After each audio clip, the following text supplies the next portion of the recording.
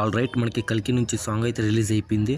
11కి release చేస్తాము అన్నారు, తర్వాత 2కి అయితే రిలీజ్ చేశారు. అసలు వీళ్ళ టైమింగ్స్ మీద నమ్మకం అనేది లేకపోతుంది భయ్య.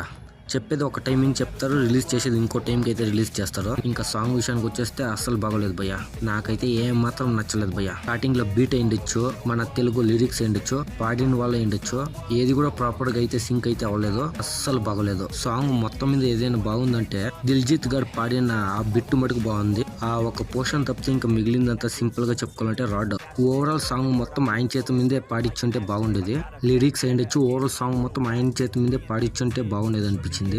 సో దీని గురించి ఇన్డెప్త్ గా మాట్లాడుకునేంత విషయం అయితే ఏం లేదు.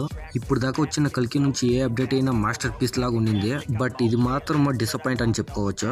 చూడాలి ఇంకా అప్కమింగ్ డేస్ లో ఇంకా ఏమేమి కంటెంట్ ఇస్తారో చూడాలి.